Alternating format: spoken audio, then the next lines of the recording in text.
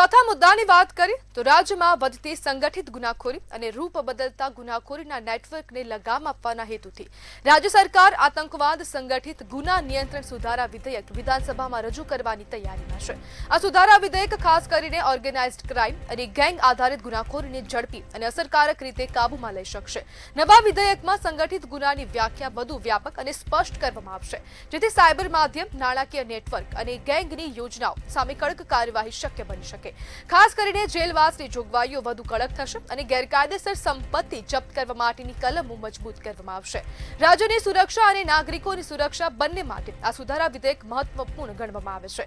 હવે જોવાનું રહેશે કે આવનારી વિધાનસભા બેઠકમાં વિધેયકને પસાર કરવામાં સરકાર કેટલી કડક અને ઝડપથી આગળ વધે છે અને નવું એક આ વિધેયક લાવવાની તૈયારીમાં રાજ્ય સરકાર છે અને તેનાથી હવે ગુજરાત ક્યાંક ને ક્યાંક ક્રાઇમ ફ્રી બનશે તેવી શક્યતાઓ છે।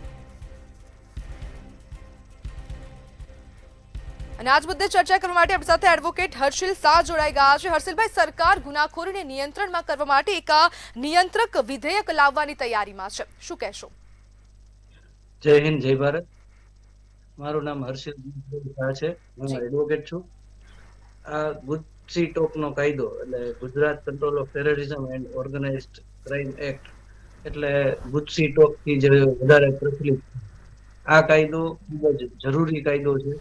આની અંદરની જે જોગવાઈઓ છે એ ગુનાખોરીને ડામવા માટે જે વ્યક્તિને ડર લાગવો જોઈએ કે ભૂલથી પણ ગુનો ન કરવો, સમાજમાં રહેવું હોય તો કોઈ પણ રીતે ભૂલ ન કરવી, તે પ્રકારનો જે ડર લાગે તેવો કાયદો એટલે ગુજસી ટોક। આ કાયદાની અંદર જે જોગવાઈઓ છે ખૂબ સારી છે, ખૂબ જબરજસ્ત છે કે અત્યારે white collar criminal organise crime કરી અને સમાજમાં ખૂબ મોટું નુકસાન કરી રહ્યા છે। ઓર્ગેનાઇઝ ક્રાઇમ વિરોધી જે આ કાયદો છે એ ખૂબ જરૂરી કાયદો છે। અત્યારે ઘણા બધા લોકો એવા છે કે ઓર્ગેનાઇઝ ક્રાઇમ એટલે પોતે ક્યાંય ચિત્રમાં ન આવે પણ ક્રાઇમ નો મૂળભૂત જે વિચાર હોય કઈ રીતે કરવો અને પોતે ક્યાંય છટકબારી ગોતી લે અને પોતે ક્યાંય ચિત્રમાં ન આવે, આવા લોકોને બધી જ રીતે સંડોવી પ્રોપર જે ગુજસી ટોકના કાયદાથી સંડોવી લેવા આ ખૂબ જરૂરી છે।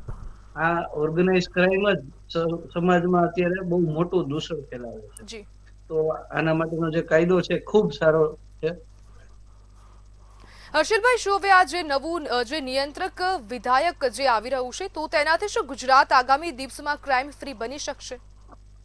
જી 100% મારું એવું માનવું છે કે જે ડર લાગવો જોઈએ લોકોને કે ભૂલથી પણ આ પ્રકારના કોઈ પણ રીતે આવા ક્રાઇમમાં સંડોવાવું ન જોઈએ, ભૂલથી પણ આવા વ્યક્તિઓને સાથ સહકાર ન આપવો જોઈએ। આમાં એક સરસ વાત છે કે કોઈ ગુનો કરતો હોય અને એને સપોર્ટ કરતું હોય એને પણ આ કાયદામાં સંડોવી લેવામાં આવે છે। ઘણીવાર ઘણા લોકો ગુનો નથી કરતા પણ ક્યાંક થોડું અંશે એને મદદ કરે છે, તો આવા મદદ કરતા લોકો પણ હવે ચેતી જશે કે આ પ્રકારનો ગુનો કરવો, કરાવવો કે એને સપોર્ટ કરવો તે બંધ થઈ જશે। હર્ષિલભાઈ, હાલ તો ગુજરાતમાં ગુજસી ટોકનો ગુનો તો અમલમાં છે જ, તો પણ જે ગુનાખોર છે, જે લુખ્ખા તત્વો છે તે કાયદાથી ડરતા નથી, તો આ નવા વિધેયકથી શું નવું આવશે? આ નવા વિધેયકમાં જે જોગવાઈ છે કે એને જલ્દી જામીન મળતા નથી, એને ઘણો સમય માટે જેલમાં રહેવું પડે છે, એના રિમાન્ડ લેવામાં આવે છે, એ રિમાન્ડ પણ 30 દિવસ સુધીના લંબાવવામાં આવે છે, જેથી પોલીસ પ્રોપર પોલીસ તપાસ કરી શકે।